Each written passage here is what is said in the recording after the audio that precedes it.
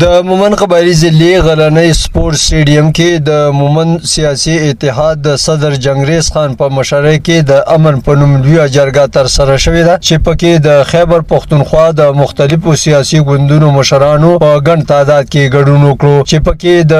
ان پی میا افتخار د قومي وطن پارټۍ سکندر شیرپاو د جماعت اسلامي شاه فیصل افریدي د جیوی امان الله حقانی د پی ټی ایم ضلعي صدر رزاق صافي د باجوړ پخوانی سېنیټر مولانا عبدالرشید اخونزاده چټان د پښتونخوا د پی ټی آی ترجمان نوابزاده حسین یوسفزئی ایم این اے ساجد خان ایم پی اے ډاکټر اسرار صافي ایم پی اے ملک محبوب شیر چیئرمین مولانا بسم الله جان چیئرمین حافظ تاج ولی خان چیئرمین ملک نوید خان د مومندو د مختلفو سیاسي پارټو مشرانو وکیلانو ځوانانو عوام ولسوم په ګڼ تعداد کې ګډون وکړو د لوی جرګې په اړه د مومندو سیاسي اتحاد صدر جنگریز خان وینا ده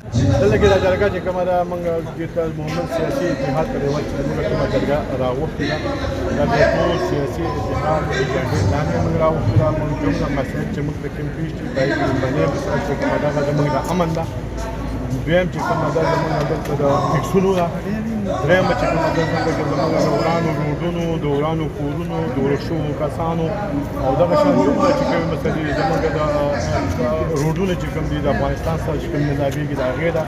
دلته چې څومره مسلې دي او دغه شان بیا مومند ته خصوصا یو مسله بله ده چې هغه د ورسک ډیم په حواله او د مومن ډیم په حواله باندې ده هغوی تر اوسه پورې چې کوم دی د ورسک ډیم چې کوم دی تقریبا چې جوړ شوی ورسک ډیم دی او عین څه وایي چې عین وایي چې 10% په مختلفه ضلعې ته ډسټرکټ ته میلاویږي نو دغه تر اوسه پورې دی د مومند ته نه میلاو شوی دغه 10% رویالټي چې عین ورکوي دا مثال د ایم این اے ساجد خان وینا وه چې د سیمې د ترقۍ او خوشحالۍ دپاره امن ډیر ضروري دی او په هر ډګر به د امن غږ پورته کولی شي زمونږ کارخانې سوځي د هغوی نه د باتۍ دپاره ورته کارونه راځي دې کې خو دویمه خبره نشته چې خل تنګ دی خو زمونږ بیا هم دغه مطالبه ده او ما هم دا وویل چې تاسو صرف په امن باندې خبره وکړئ موږ صرف په دې باندې خبره وکړئ چې موږ ته لارې کولاو شي موږ له روزګار راکوي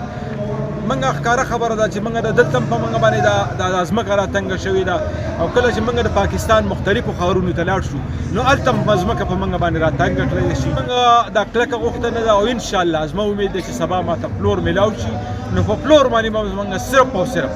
دا یو خبرې چې موږ امن غواړو موږ نورې دا خبرې نه غواړو نه قبایل د جنګونو نور متحمل دي موږ ترقي غواړو موږ سکولونه غواړو موږ یونیورسټي غواړو موږ روډونه غواړو موږ امن غواړو موږ روزګار غواړو موږ چین او سکون غواړو او د هغې ذمهواري صرف او صرف د ریاستي ادارو ده د دوی نه موږ دا غوښتنه کوو د لوی جرګې په آخره کې اعلامیه هم جاری شوه چې پکې د سیمې د امن د انضمام په وخت شوي وعدې په ان اف سی ایوارډ کې درېیمه حصه قبایلو ته ورکول د مومن او ورسک ډیم رایلټي او د افغانستان د تجارت د مومن او ورسک ډیم نه مومندو ته بجلی ورکول د وران کورونو او ودانیو بیا ودانول په شمول 20 نکاته شامل وو دوی وایي چې دا قسمه جرګې به جاري ساتلی شي د مومن قبایلي ضلع نه د وحدت نیوز دپاره ګل محمد مومن